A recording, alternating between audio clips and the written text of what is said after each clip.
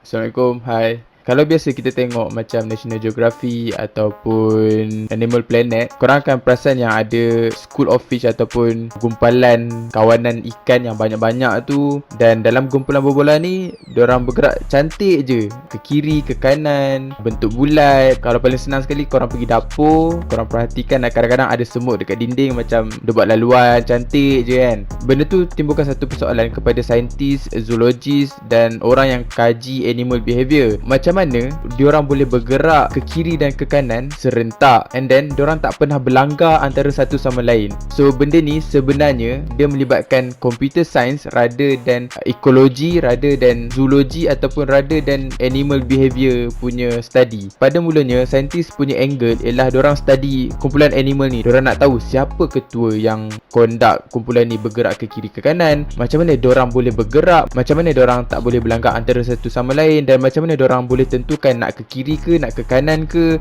ataupun nak naik atas, ataupun nak laju, ataupun slow pergerakan berbola diorang ni. So bila saintis study tentang kumpulan animal ni, diorang stuck tau. Diorang tak dapat nak figure out satu definite answer until lah pada tahun 1986 seorang saintis bernama Craig Reynolds, dia telah study benda ni dengan menggunakan computer science punya bidang. So benda tu boleh mengkelakarkan ataupun boleh jadi satu jokes kepada orang yang study zoologi. Behavior animal kita tak boleh nak study dengan guna biologi, guna zoologi, tapi kita boleh study dengan computer science. Macam mana? Craig Reynolds dia study benda ni dengan guna simulation flock of bird. So bila dia guna kawanan burung, dia create satu algorithm yang dinamakan Boyd's algorithm. Mana datang Boyd's ni? Sedangkan nama dia Craig Reynolds, patutnya Reynolds algorithm lah kan. Boyd's algorithm merujuk kepada bird Boyd's object ataupun algorithm keburungan. Dalam Boyd's algorithm ni, instead of kita study satu kumpulan punya movement,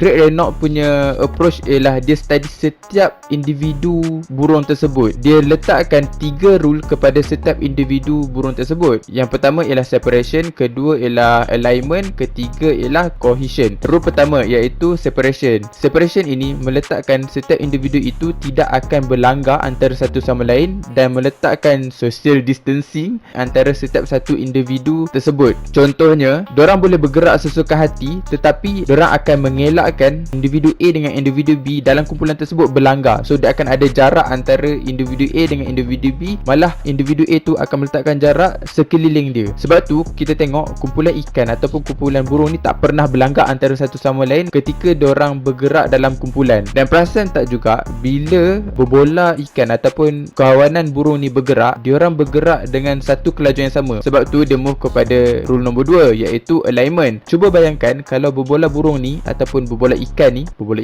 macam makanan je, perlu bergerak ke kiri. So bila diorang perlu bergerak ke kiri, yang paling kanan akan sentiasa bergerak lebih laju berbanding yang kiri, dan yang kiri akan cuba adjust dia punya speed, dia punya arah, dia punya direction supaya boleh tally dengan ikan yang belah kanan tadi. So bererti untuk rule nombor 2 iaitu alignment ni, setiap individu tu akan mengira arah, direction dan juga speed, velocity dia supaya boleh tally kepada kumpulan tersebut ataupun boleh sama dengan individu-individu ada dalam kawanan tersebut. Dengan kata mudahnya, setiap individu dalam kawanan tersebut akan mengambil average speed ataupun average direction yang boleh fit kepada kawanan tersebut. Nombor 3 iaitu cohesion. Dalam rule yang ketiga ini, korang perasan tak? Setiap gumpalan tu mesti akan ada satu titik tengah tau. Bermaksud kalau kumpulan kawanan tersebut ini berpecah, mesti akan ada satu kumpulan yang besar dan satu kumpulan yang kecil. Kalau ada dua kumpulan yang terpisah ni, diorang nak gabung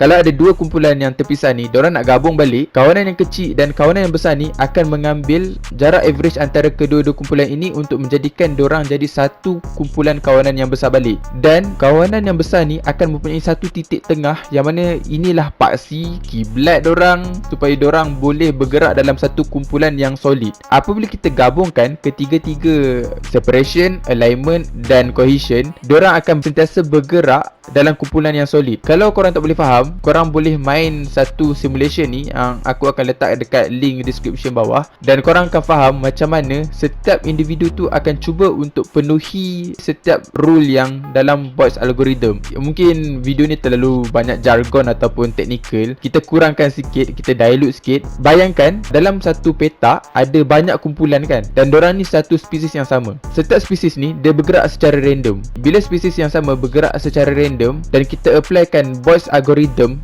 kepada setiap individu dalam ruang tersebut, lama tak lama, mula-mula setiap individu yang bergerak secara random ni akan membentuk kumpulan-kumpulan kecil, sebab dia akan penuhi ketiga-tiga bots algorithm. Dan setiap kumpulan-kumpulan kecil ni akan bergerak random supaya diorang akan meet each other untuk menjadi satu kumpulan yang besar pada akhirnya. Kalau kita nak study lebih detail, boleh je kita tambah rule-rule optional yang lain. Contohnya, kalaulah ada halangan, kumpulan ni akan berpisah dan kita kena consider halangan tu besar, adakah halangan itu mengejar dorang, adakah halangan itu statik. Yelah, kalau ada halangan mestilah kumpulan ni akan mengelak kan, ataupun dorang akan berpisah dan kembali balik membentuk satu kumpulan yang tadi. Dan kita kena consider juga, contohnya kalau ada element of nutrition, mungkin individu yang belakang dalam kawanan tersebut akan dapat nutrition lebih sikit berbanding yang depan, so dorang akan move kawanan tersebut dan tukar kawanan ini supaya setiap individu dalam kawanan tersebut mendapat nutrien yang sama. So ada je lagi rule-rule yang lain, tapi tiga basis ni adalah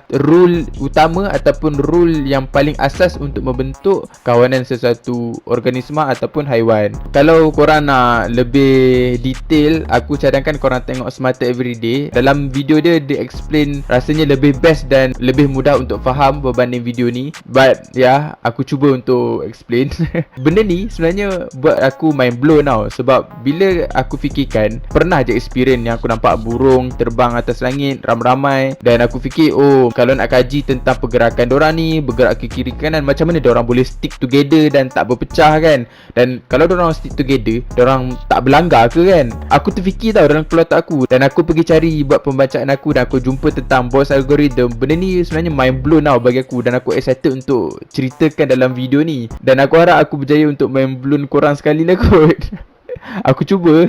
Okay, lepas aku dah mind blown dengan semua benda ni, ada satu soalan timbul dalam kepala otak aku. Kenapa burung ataupun ikan ni sanggup masuk dalam sesuatu tempat yang crowded dan traffic jam, rather than dorang boleh pergi bergerak solo dan tak serabutkan kepala otak dorang kan. Tak perlu crowdedness tu, tak ada lah kan. Bila aku baca paper yang Craig Reynolds tulis tentang bots algorithm ni juga, Craig Reynolds dapat find out beberapa faktor kenapa burung ni sanggup berada dalam crowdedness berbanding seorang diri, iaitu satu, untuk protection daripada predators, mengelakkan diri dorang mudah dimakan. Kalau dorang bergerak seko-seko, dorang tak dapat nak kawal pergerakan yang mana satu individu tu mestilah blur kan, dia tak tahu nak pergi kanan kiri kanan. So bila dorang bergerak dalam satu kumpulan, satu bola, kumpulan ni dah membantu arah yang selamat ataupun arah yang dapat mengelakkan diri dorang dari dimakan oleh predator. Kedua, dia cakap untuk improve survival kepada spesies tersebut. Ini merujuk kepada poin nombor 1 tadi. Ketiga ialah lebih efektif kalau diorang duduk dalam kawanan untuk mencari makanan. Mudah untuk menentukan arah mana yang terbaik untuk kawanan tersebut mencari makanan. Logik dia macam ni lah. Kalau kita seorang-seorang tak tahu nak pilih kiri kanan, kenapa tak kita ikut satu grup yang boleh berbincang, yang boleh tentukan sama ada kiri ataupun kanan yang lebih baik untuk mendapatkan makanan bagi diri kita. Dan yang terakhir sekali ialah untuk tujuan sosial lah. Kalau diorang duduk seorang-seorang, macam mana diorang nak meti, macam mana diorang nak mengawan, macam mana diorang nak mudahkan ada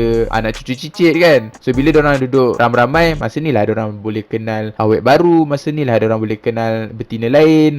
So memudahkanlah diorang untuk mendapatkan anak dan memudahkanlah diorang untuk bertelur dan mengawan. So itu saja. Aku rasa aku lega dah bila dapat cerita benda ni, sebab benda ni dalam kepala otak aku dan aku rasa nak keluarkan benda ni dari kepala otak aku. Please do share kepada kawan-kawan korang supaya kawan-kawan korang pun tahu tentang bots algorithm. Kalau korang share dekat Instagram, Instastory dengan Twitter, korang boleh tag aku supaya aku tahu yang korang faham dan korang tengok video ni. And ya, itu saja.